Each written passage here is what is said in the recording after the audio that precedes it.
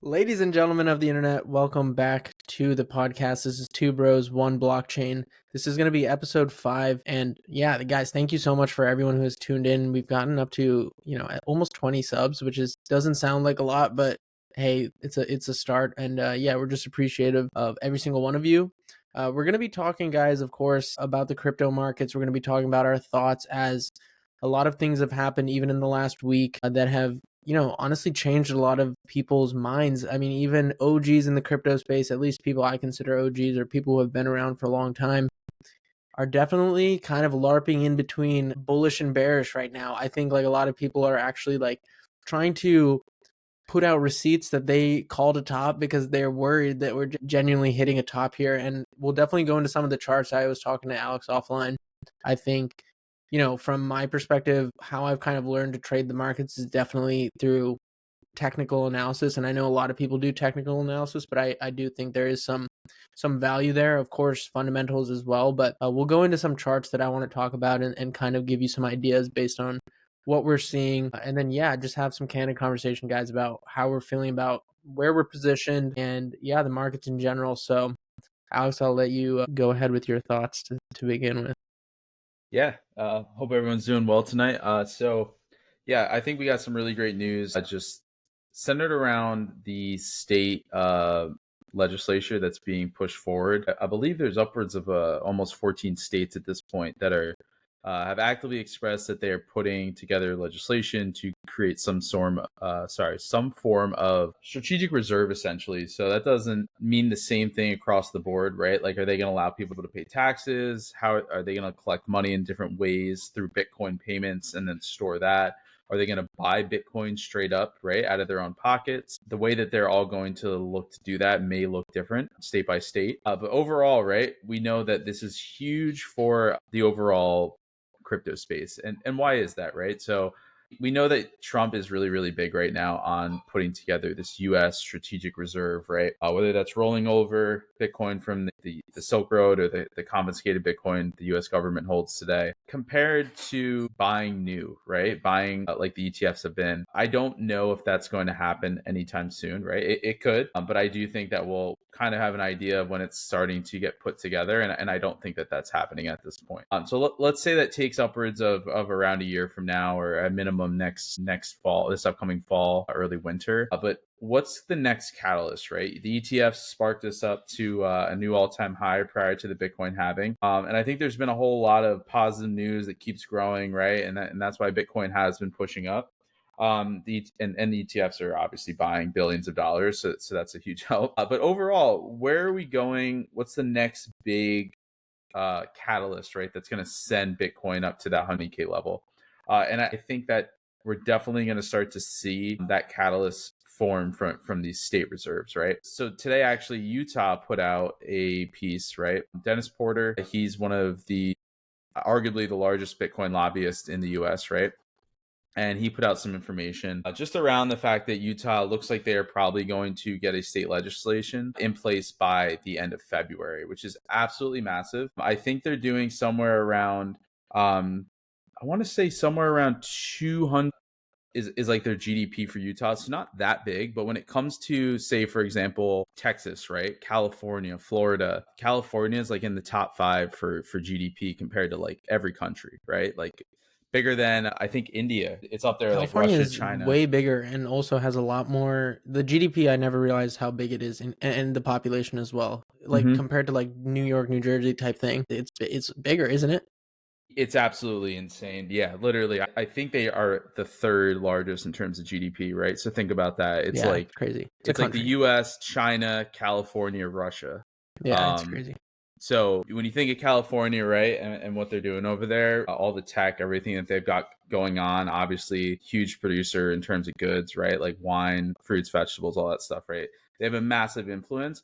And why do you care about that, right? You may be sitting here like, hey, why does this matter? I want to hear about my altcoins, right? What are the altcoin picks? But overall, you got to take into account that these states are going to be allocating all of that GDP money, right? If they're saying, hey, we're going to allocate X percentage into our Bitcoin reserves, right? How massive is that for a state like California to do, or a state like Florida or Texas, right? I think Texas might be like 14th, and Florida might be like 22nd.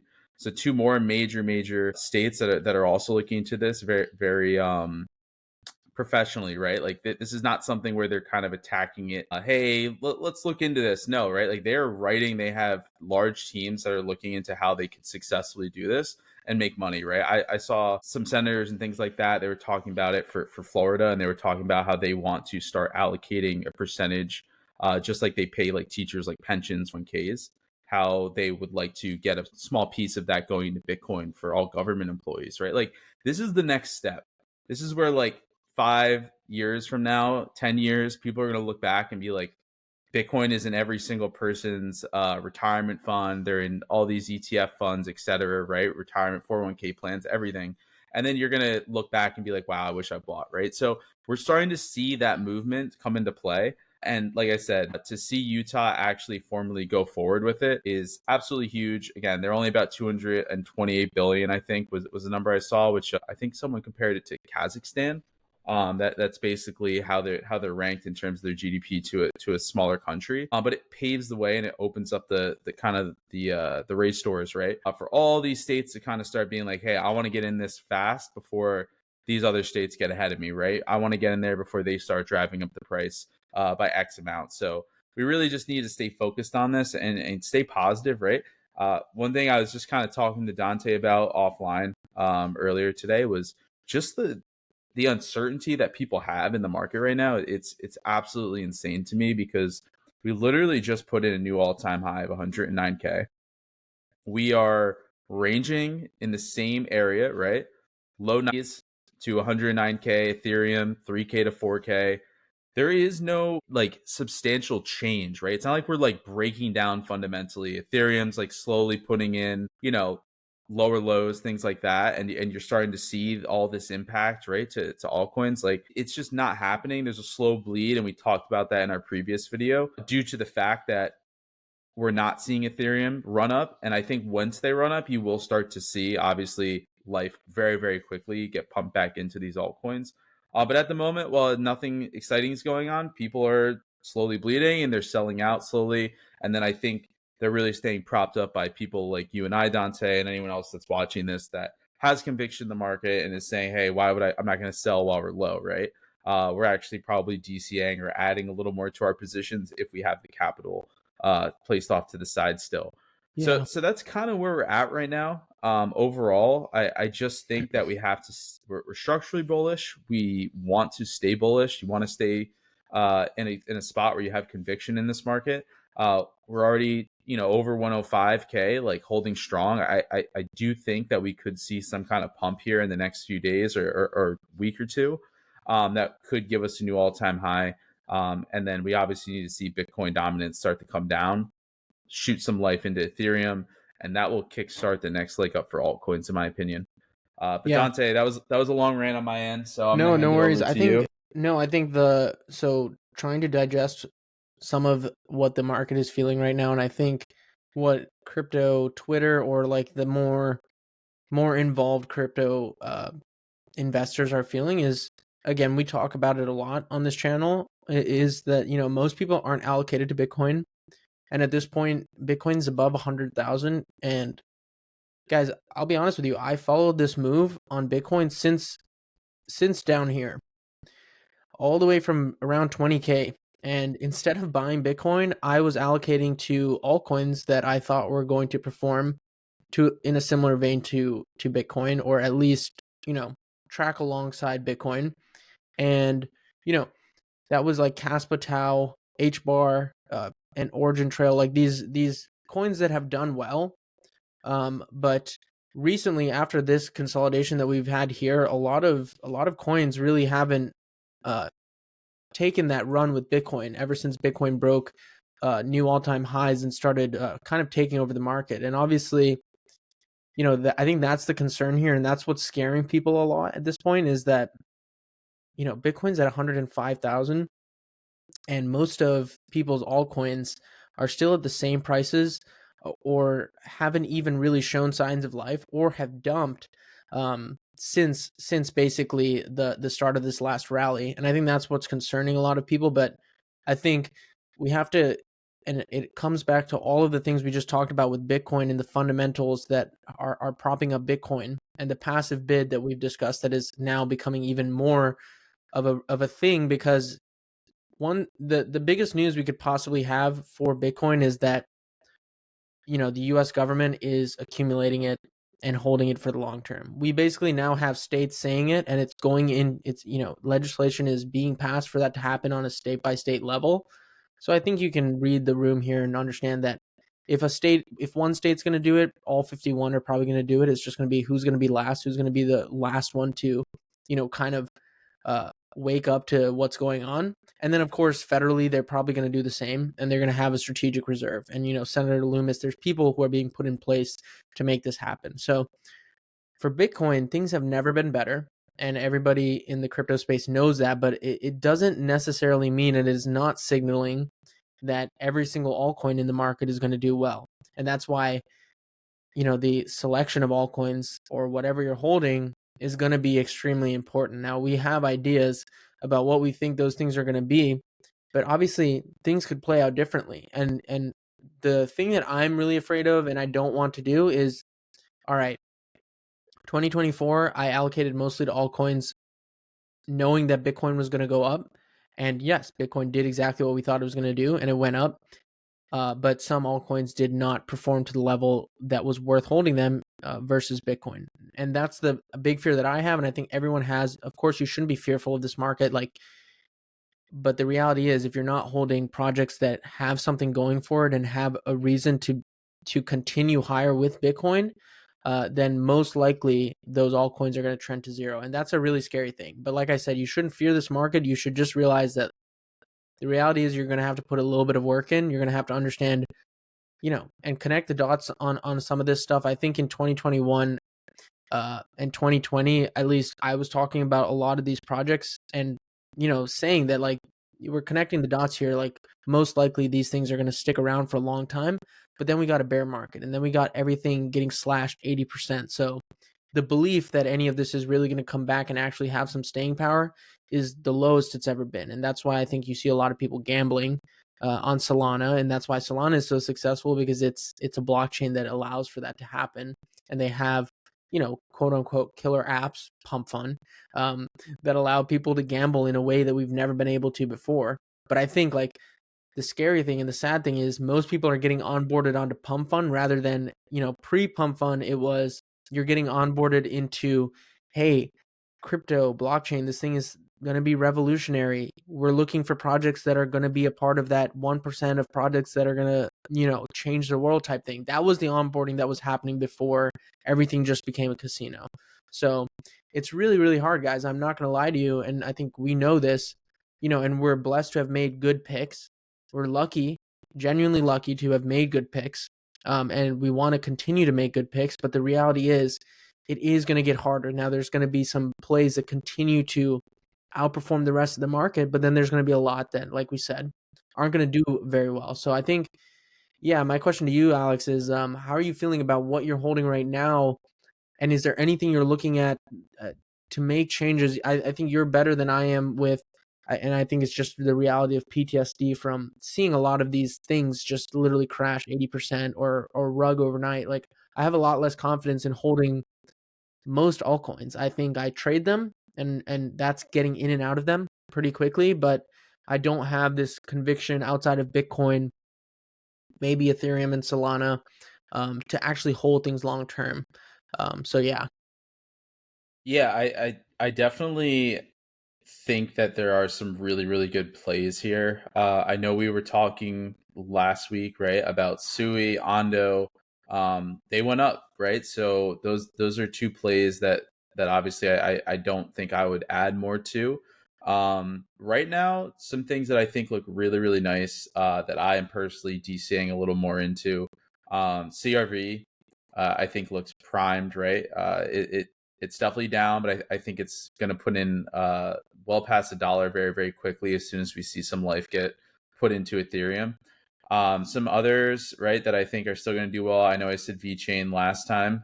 Still believe VeChain's at a great level, sitting well below 5 cents. I think you're going to see a 15 to 20 cent VeChain pretty easily if you start to see Again, Bitcoin and Ethereum hold strong and do what we think they're going to do. Another one or another two that I actually really like is CBX, so Convex Finance, and Stacks. Stacks is currently at $1.33, down 44% from 60 days. I still think Stacks is going to do absolutely phenomenal. So $1.33 just looks like a steal to me. I think that can 2x very, very quickly and then keep going from there, especially if we think that Bitcoin is going to go upwards of 120 towards 150K over these next few months. These are prime levels here. CVX $3.25, same thing, down almost 40%. It's down 37. So these are just a few that I really really like, and then coming down as well. A gaming play is Beam. Beam has come down a good amount, right? Same over 43% in the last 60 days. I really didn't think Beam would come down this low, but currently sitting less than 2 cents. So I do think that's a steal right now. Definitely a great place to think about DCing into. It's totally nuked, man. Totally nuked. And then I'm gonna give two plays as well, in terms of meme coins, just in case anyone is thinking about, well, what about meme coin season? Dog with hat, right? Whiff is absolutely looking like trash right now. I hate Dude, to say it, right? Because I actually bro, love Whiff. this is But crazy. I'll just say this before you keep going. I had this key level on Whiff, yeah, basically since it was going, basically this whole time, and always thought it was going to retest it, and it came right down to that line. And I think it's if you are a believer in the meme coins at all, if you're not buying here, I don't want you shouldn't be, not financial advice, my opinion, my strongly held opinion, you should not be buying it at any other time. If you're not willing to buy it right now when it looks like this, like look at it, the chart is as low as it possibly can go, unless this is completely dead. But I think, yeah, that's all I was going to say. yeah, no, I don't think Whiff is dead by any means. Same thing with Brett, right? I like Brett, Whiff, and Pepe a lot. Obviously, everyone likes Dogecoin too. But I'm more big on Whiff and Brett and Pepe. But just looking at Whiff and Brett just makes me sad, right? Whiff isn't even in the top 100. It's actually sitting at 101 in terms of market cap ranking, which is honestly just gross. Down 65% in the last 60 days. So, like Dante was saying, if you're not willing to buy these, like I would not buy Whiff 2x from here, which is when you're probably going to start to see everyone start talking about meme coins again, is when they get a nice pump and all meme coins go up. And then you're going to be wishing like, hey, I should have probably gotten in down here around $1.15, $1.18, because like you said, it's pretty much, I think, at its local bottom here. I don't think it's going to go much lower. So in terms of a DCA opportunity, the only thing is that I still think that you're going to get these narratives, right? So you might see utility, right, and coins that have larger market caps with more conviction. You like things like Sui, things like Solana, right? ICP, Chainlink, etc., Jupiter, right? These are probably going to give you a better return in the short term. But whenever memes pop off and no one ever seems to really know when that is, they just all of a sudden it's like, hey, all the money flows into meme coins, like as a piece of the cycle or a narrative. And that's when you want to make sure that you had these bags, right? Because you're not be able to time it. You're not going to be able to get in on a whim. You have to just buy these lows and then be willing to say, hey, I'm going to keep however much of my portfolio, whether I want to allocate 5 or 10% to meme coins, whatever that is.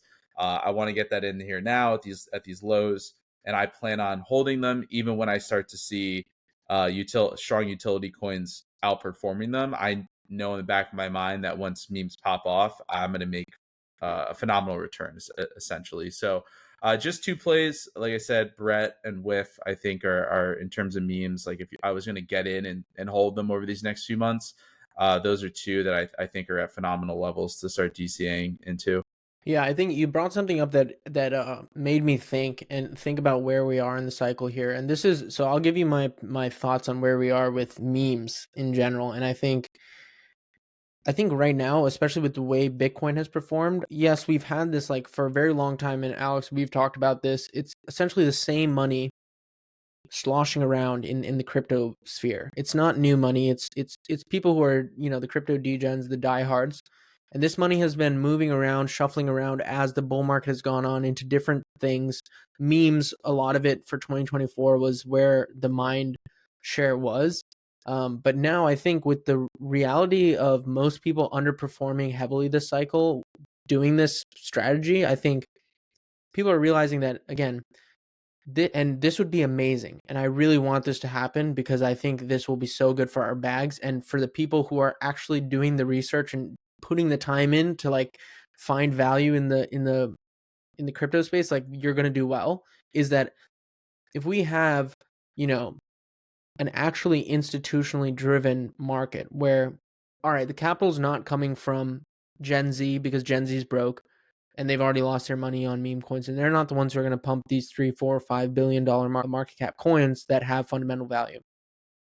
But we already know that the U.S. has been very specific, or Trump as well, but the government has been very specific about specifically saying digital assets rather than Bitcoin, and singling out Bitcoin, and making it very clear that it's not just Bitcoin that is of value. So that means that the good thing for our altcoins is there are other projects, other opportunities to get into real digital assets that institutions are going to adopt / start to accumulate. And then guess what?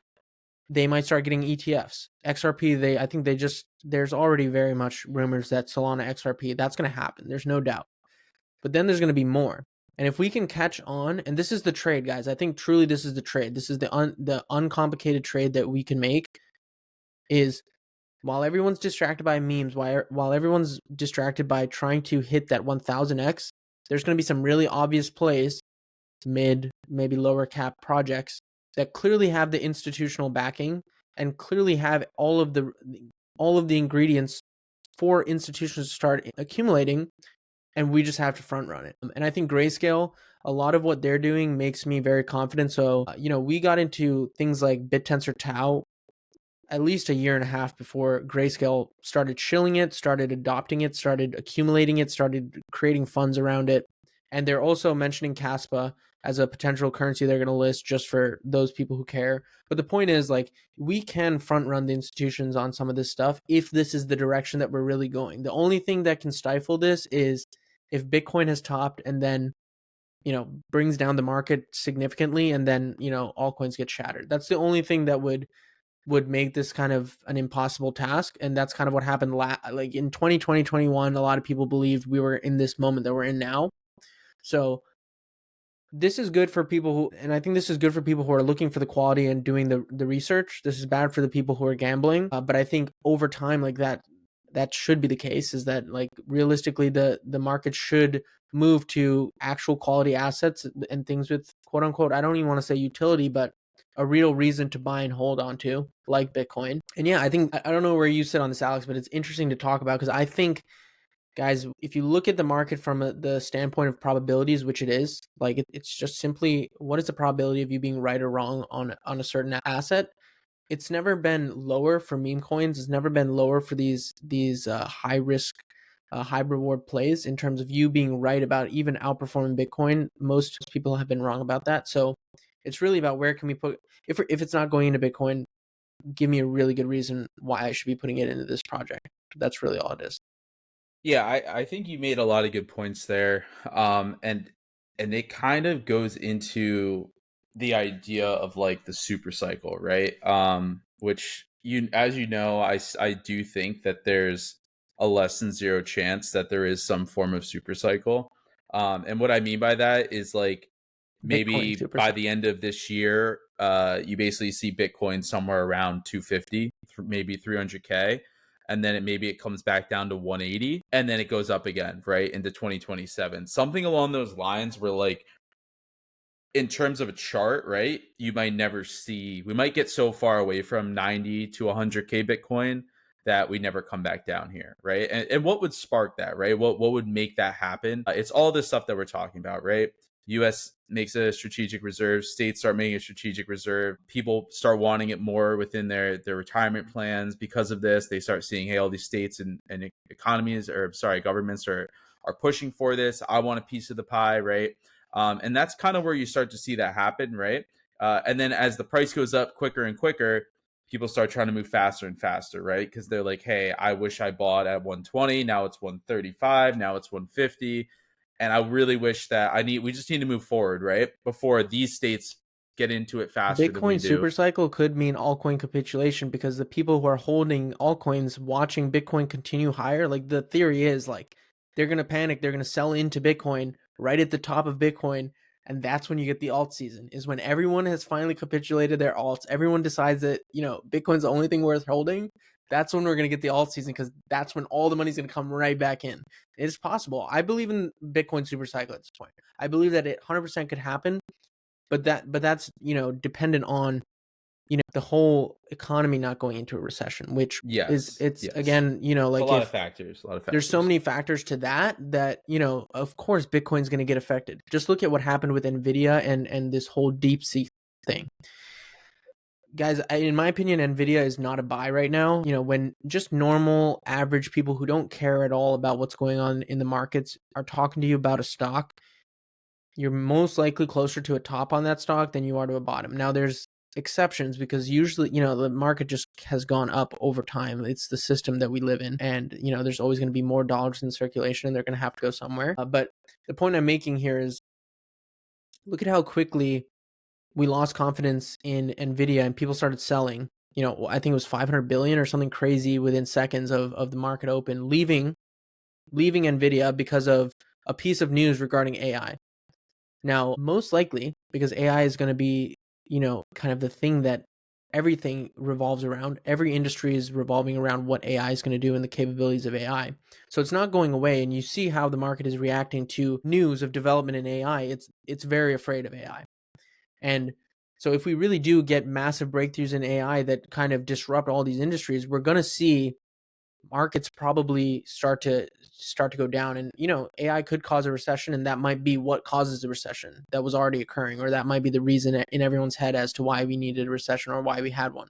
And in that case, obviously Bitcoin supercycle is going to play out over a much longer period of time. It's not going to happen in the next 6, 12, 18 months. If we don't get like some crazy event like that where we're 100% going into recession, guys, at this point, who's selling their Bitcoin? These passive bids are not selling. They're just buying and holding. And BlackRock even said it, or Larry Fink said it on an interview a couple days ago. He said if every institution or every fund manager allocates 1 to 2%, if that's all they decide to do, 1 to 2%, and we have some sovereign nations doing the same, Bitcoin will be 5, 6K easy. Because the amount of money that means for all of these massive institutions and entities to put in 1 to 2% of their portfolio into Bitcoin is going to send this thing through the roof. But the thing is, it's almost like, can it really be that easy? And if it really is that easy, why aren't we buying Bitcoin? And what is the risk of not buying Bitcoin right now, even at 100,000?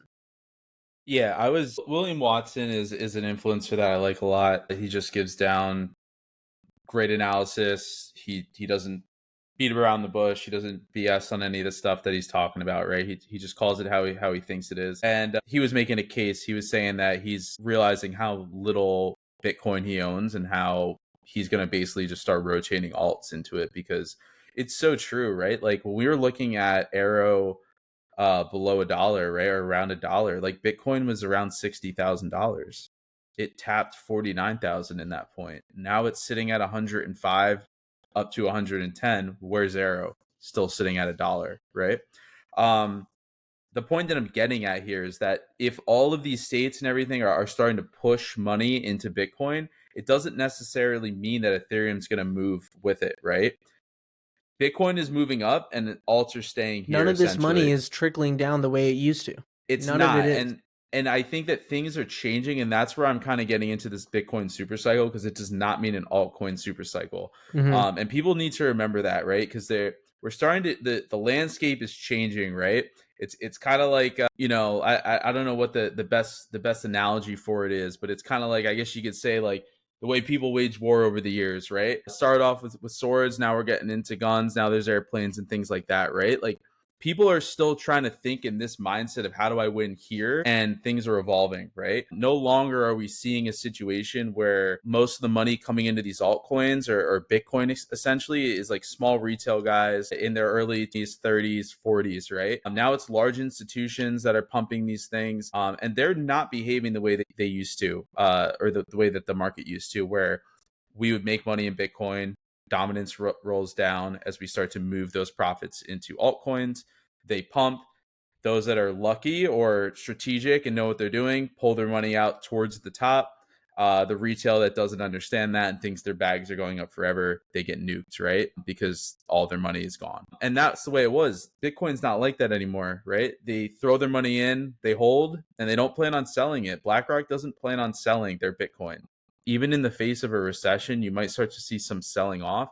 But I really would not be surprised if once Bitcoin comes down, and who are they taking it from? They're taking it from retail. They're taking Yeah, it and from Bitcoin's not going to crash the way that altcoins. no. If we have a recession, guys, everything is already going down Yeah. 90% at the slight chance of Bitcoin going down a couple $1,000s. Because altcoins are all retail, Bitcoin is not all retail. So you just have to really think about it in terms of that, right?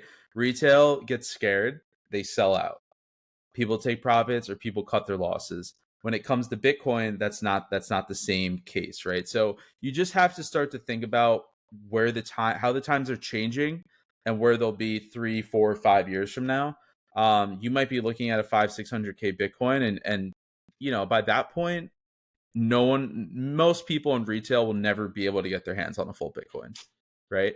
Those days of that happening for the average retail investor, they're so far gone because no one has $500,000 or $600,000, right? The only people that are going to be able to scoop a whole Bitcoin is going to be governments, things like that, institutions, or someone who's worth millions of dollars, which are few and far between. So you just kind of need to think about what you should be doing at this time. I'm a very, very strong believer, right? How do I put this? Most of my altcoin gains are essentially either going to be rolled into Bitcoin or they're going to be put into cash, into stable coins, while I wait for a nice healthy dip if I think we're going to fall into a recession, right? And I know Dante and I are kind of talking more about moves and where we think things are going, what are good plays to DCA into at this time. But once we start to hit that point where we're starting to sell, right, we're going to start giving that information out. Right now, we're not selling. Right now, we're holding. We're telling you what projects we're holding into or DCAing further into. But once we start to see down the line, right, like we're going to sell you, hey, we're sold 20% of our Arrow bag, right? And this is what I'm doing with it. 10% of that's going to Bitcoin. The other 10% is going into cash, right? We're going to start breaking that stuff down and giving you all that valuable information to help you all succeed in this space. Yeah, and I think so. This is where I'm at, right? And I don't want to say I fear this, but because if any of you have read Trading in the Zone by Mark Douglas, one of his principles is like you should never fear the market. That's usually like a novice thing to do, is like if you have any fear of what's going to happen with the market, you're usually going to make pretty bad decisions. So when I say fear, just use it as lack of a better term. Where I'm at right now is we could just full port Bitcoin right now, guarantee pretty much at this point, it's not going anywhere, recession, whatever. Just full port Bitcoin and DCA for the rest of our lives. Don't think about it. And we're probably going to do very, very well. It's either that or fundamentally the whole asset class is changing. There's actually things that are worth investing in, which I believe is true, but we don't know what those are necessarily. We know Solana is really good. We know Ethereum is really good. We know SWI could be really, really good too. And we have a few other things that we think are going to be good, but we don't really know. So it's like what I'm battling with right now on a daily basis is not like I'm not worried about holding crypto, but Bitcoin versus all this other stuff is a different story. And I'm trying really hard to look at my bags and say, yes, I believe like this could stick around and actually be a part of something bigger, because clearly crypto is going somewhere, Bitcoin is going somewhere, but it's really, really hard to say that. That being said, that's where I'm at. And I want to be able to come back to this and say, thank God I didn't sell my altcoins, because they're 5 or 10x cheaper right now than they will be when hopefully we're selling out of this stuff. And I really, really hope that's the case, because that's the trade that I've been invested in for the last couple of years since the bear market. I've been betting on altcoins outperforming Bitcoin at some point or another. To capitulate on that idea would suck right now. Quality altcoins. So They I'm will. gonna. They will. Don't worry about that. I have strong I have You a have strong feeling here. conviction, and Yes. yeah, and this is why we're here, because we need to talk this stuff out, and like this is the deep like kind of feelings that I'm having really about what to do, and now we're gonna talk. I want to talk about charts, and I want to talk about my general thesis on things, and then also what you're thinking as well, Alex. Let me just Can I just to add on to what you were add on saying to it. there, right? Just to kind of round, sum up that piece of what we're kind of diving into there about Bitcoin being the end all be all. Um, if you see that these really strong plays in the altcoin space do very very well, and you don't take that money out, right? Like we finally get there. You see Ethereum up towards 10K, alts are 5, 10, 15, 20x, etc. from where they are now. If you don't sell out of that and move it into Bitcoin or cash, you are going to get burned, right? Because I do think that what's going to happen is those alts are going to all fall over, right? Everything's going to roll over essentially. Bitcoin will probably continue its move up, and you can basically fumble the bag, right? So it's just so important that you have an exit plan. It's so important that when you exit out of these alts, you're not jumping into another altcoin, and that you're putting it into either cash, stablecoin, or Bitcoin, right? That way you're protecting those gains and you're not round tripping. But yeah, Dante, I'll let you get into what you were going to pull up here. Yeah, so I think I'm gonna talk about the two altcoins at this point. Alex, you know them very well because I talked to you about these a million times. But this is where I'm at, and this is where my conviction lies. And then obviously I want to hear from you, and then people who are still watching, please share your thoughts and how you're feeling. And again, this is for the guys and gals who are really, really in the space and really trying hard to identify what's going to be around in the future and what's actually worth investing in. So the two plays from the bear market that I latched onto and I felt real conviction in were Caspa and Tau. Caspa and Tau had a great 2023. Obviously, 2022 is when they both launched. Um, and through a bear market, were two of the only investable projects in the altcoin space. And they did really, really well in 2023. But it's funny enough, in 2024, when the bull market and when everyone else, when most of the people in crypto started believing we're in a bull market, these assets actually underperformed, mainly because, again, liquidity is very fickle in crypto. And if I'm realizing, and there's no better example of this than when the Trump meme coin was released and the amount of liquidity that left every other coin in the space just to go and try and catch this makes you realize the mindset of the investor. And they're not an investor, they're gamblers. So the point here is, I don't know why. I mean, I do know why, but I don't know why, even after all of this research and kind of just analyzing the price action of these projects, Tau and Casper are the only ones that, for whatever reason, I think I can hold, and I think we'll have a time of day in which they will have some substantial outperformance against Bitcoin. Now, this is, guys, the chances of me being right on this are very low at this point. If you look at everything else in the crypto market, like, it's pretty low, like the chances of this happening. But I do really believe that there's something here with Tau and Caspa. So Tau, if you look at their charts, and I'm specifically, this is now no longer fundamental, but just technical analysis. If you look at their charts against Bitcoin, both of them have basically hit their rock bottoms. They are at their lowest valuation against Bitcoin that they have been in quite some time. This is the Binance chart for Tau against BTC. It's, I use the Binance chart because Binance is the biggest exchange in the world. So whatever's happening on Binance is pretty relevant to the asset. So what I'm hoping, guys, obviously, and I've been loading up Tau. I've been saying this online. I've been saying this to you, Alex. Like, I've been loading up Tau under 400 as much as I can. It's a massive part of my portfolio. I'm not adding any more. I'm at the place where I'm happy with my allocation, but I'm wanting and I'm hoping for this to happen. I'm hoping that we get back to these levels up here, which is 200% against Bitcoin, and then maybe we go up here, which is 500% against Bitcoin. This might take 6 to 12 months to play out if we get really crazy, or it might take 2-3 years. I have no idea. Nobody can predict the future. Nobody knows what's going to happen with recession. Nobody knows. But I think these are two of the coins that have the best chance. Now, guys, Caspa. there's been a lot of criticism of Caspa, rightfully so. There's been, and there's a lot of really, really smart people who don't believe in Caspa whatsoever. Um, James from Invest Answers is an amazing analyst, in my opinion. He called Solana being the only thing that was investable in the bear market, and he was 1,000,000,000% right on Solana. Had I listened to him, I would be multimillionaire. Anyway, he's not big on Caspa, so it does make me a little concerned. But fundamentally speaking, development wise, in terms of who are the people that are working on Caspa, the early Bitcoin devs, I can't think of a project that has more potential to actually be something that lasts into the future, and Caspa is one of them.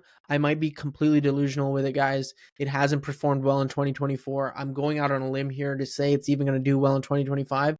It could be completely distributing. So let me go and look at the USD chart.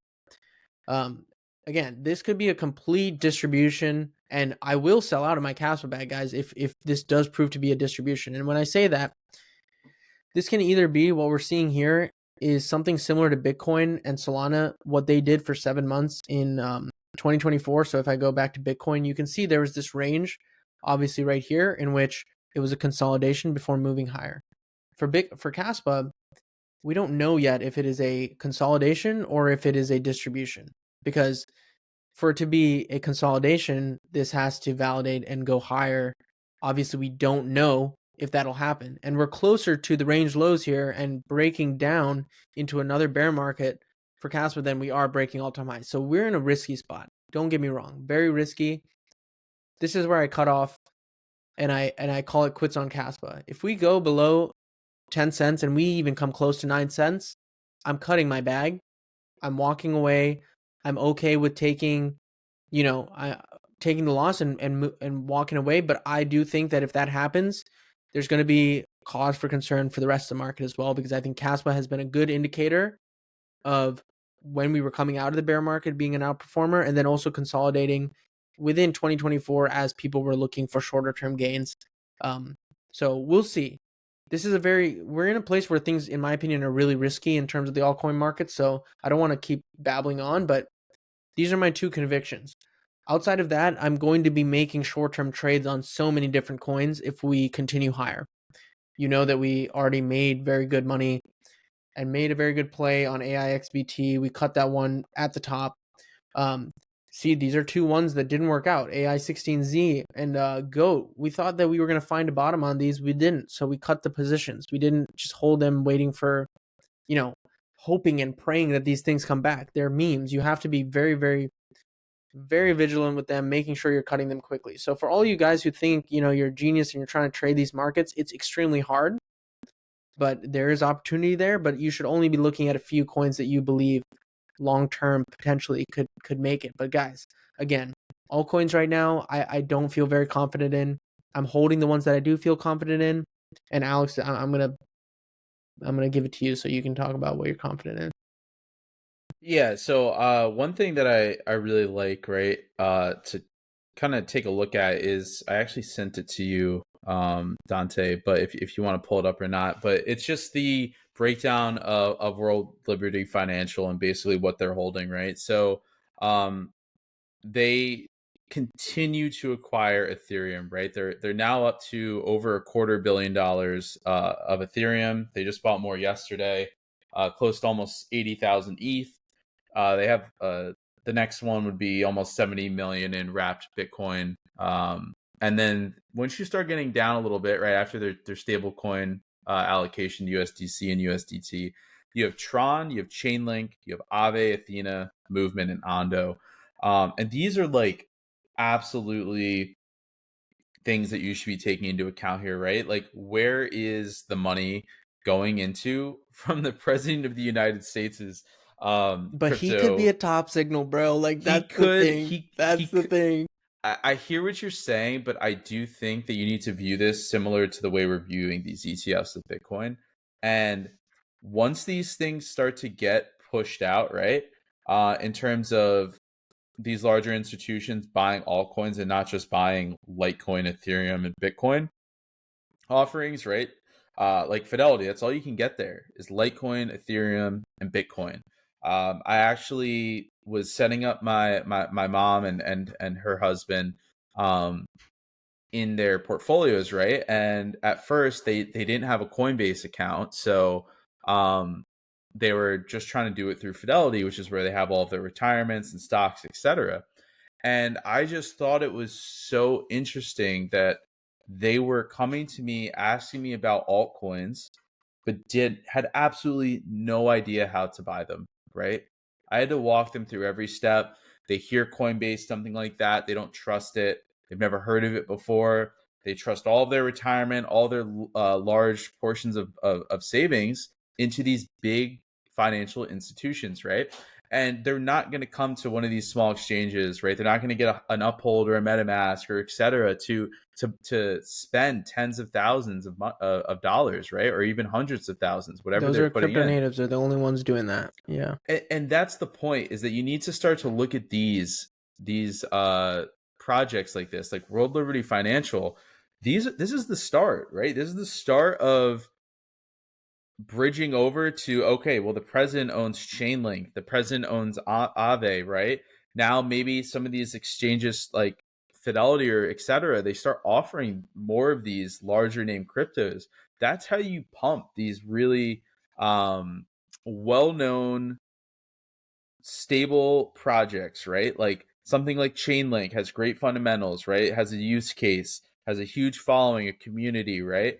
Now it's owned by World Liberty Financial and the President of the United States. So you just need to think about where these big players are going to start putting their money into, and what's going to be around 3 or 4 years from now, because I don't think you're going to see a lot of these altcoins around, um, down the road. But things like Chainlink, things like Aave, things like Ondo, especially Ondo, like it's their smallest holding, 210K. But it's definitely a really good thing to see, right? You start to look at these smaller projects, and if the president of the United States bought $210,000 worth of Ondo, it might be something that you want to take a look into, because it's a play that's fairly new, has a ton of room to grow, has great fundamentals around being a real an RWA, and it has a lot of hype coming up in the near future, right? February 6th, right around the corner. They're going to have all of these high names coming in: MasterCard, BlackRock, Goldman Sachs, etc. They're all coming in. So you just want to start to look at, if you're trying to snipe something, don't be thinking, hey, how do I snipe the next meme coin, or how do I snipe um, the next project that's basically a gamble, right? Look at something like Ondo. I'm screaming it from the rooftops here. I think it could easily get up to $10. I really do. And if you're not happy with an 8x from here and Yeah, potential, it's a then like, what are you doing in this space? You're basically gambling. So that's just my rant. That's my take on this, is that I do think down the line you're going to start to see some of these projects that have huge names, huge utility, real case to be made to people with their retirement funds, etc. And you kind of want to think about them, right? Like Chainlink doesn't look too sexy right now to some people. They want a higher play. They don't think they're going to get more than a three to but four it's an x. obvious one. It's so all these things are so obvious. XRP was obvious. I faded Yeah, XRP when you told me about it. The whole crypto world faded XRP, but it was so obvious. And now it's at $3 and nobody wants to admit that they missed it. I will never forget that. And it made me rethink everything about how I looked at these markets, because I realized like we're in this so much all the time, all day, every day for years and years now, where like where our minds are and what we're thinking about versus like the guy who just put yourself back in the position of who the person who just got into crypto. You're right, Alex. You're right. They're gonna go to the president's buying this Link token. Like I'm gonna buy a Link. He's buying Aave. I'm gonna buy Aave or whatever. Like we're legitimizing the space through these guys, Trump and all these guys with a lot of kind of fame and notoriety that we have to take advantage of it. And it is, the truth is, it is simpler than we're making it out to be. Like could have just bought Bitcoin. Could have bought Bitcoin, wouldn't have to worry about any of this. But like, institutions, everyone's buying Bitcoin that isn't retail, and it's like, where do I put my money? If you just bought Bitcoin, right? yeah, you didn't have to overthink it. You Yeah. didn't have to be here worrying about it. And like, I'm saying this because I am that guy. I am that guy that has spent years, guys, trying to find altcoins that I think are going to be around for years and years. Chainlink, the amount of videos I've made, the amount of like preaching I've done on Chainlink, and it is still around. It's still doing great. But the price is, like, should I have bought Chainlink and held it for 3 years versus just putting it in the S&P? Answer, no. The S&P has outperformed Chainlink. So it's like, maybe now, I think this is the overarching thing, is like, maybe things are actually going to work out for us. Guys, I've been through a lot of pain in crypto. So for me to say, or to, a lot of the times I'm not thinking about everything actually going to plan. I'm thinking about what I'm going to do if they don't. But I think the point that we could be at here is the tipping point for crypto, where we are going to see this, from here on to the rest of history, an evergreen period for crypto where, there's all this liquidity that exists outside of crypto. It's the fastest growing asset class in human history, and it's probably going to continue growing.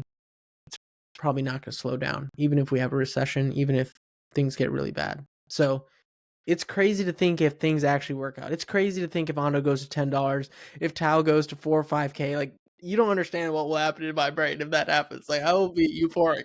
So, like, I really hope it happens, but it's like, I don't think about it on a daily Well, we basis. won't need a job, so that would We'll change our just have a lives at podcast. that We point. keep Yeah, this we thing just going have. for the rest of, guys.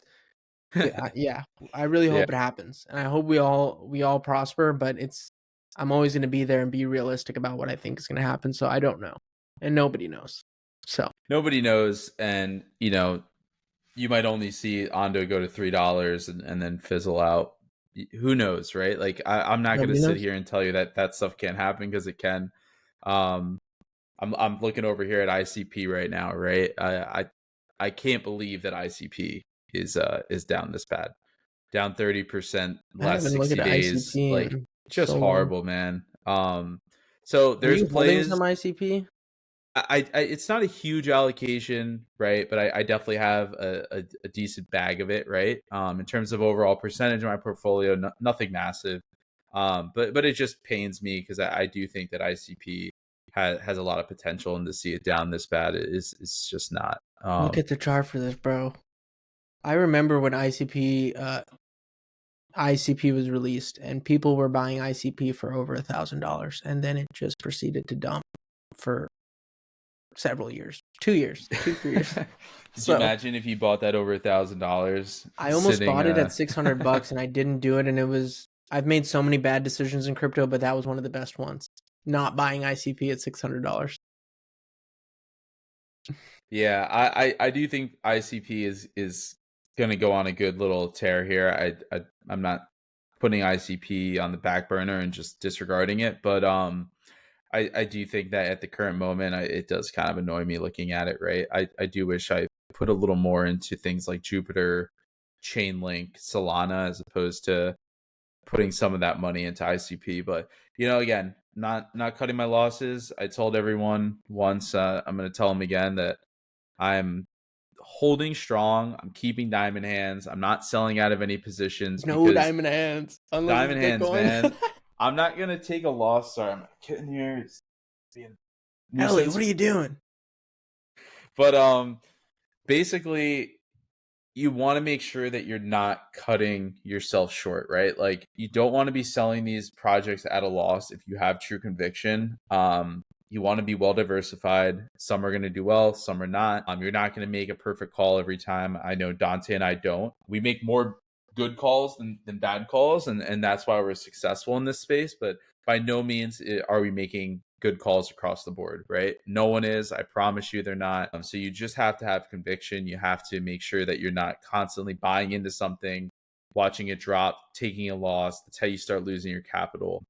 And we're here to try and help you not do that, right? I'm here to try and help myself not do that. But yes, it's a tough game. Crypto has never been, like, trading altcoins has never been harder than it was so much easier. It used to be so much easier, and it's just not that anymore. And we have to constantly, like, day by day, guys, news and the fundamentals of crypto is changing day by day based on how it's perceived by government, by law, everything. So based on that, we have to adjust and understand that it's a fluid market, and things are going to change. And what we say today might not be relevant in a week. DeepSeek version 6 and 7 might come out and the market's all gone. Everything's gone. So you don't know, like you really don't.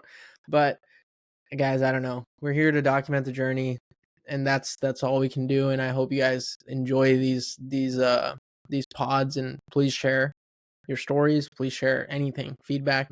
I know we've almost talked for an hour, so I'll let us cut ourselves off here.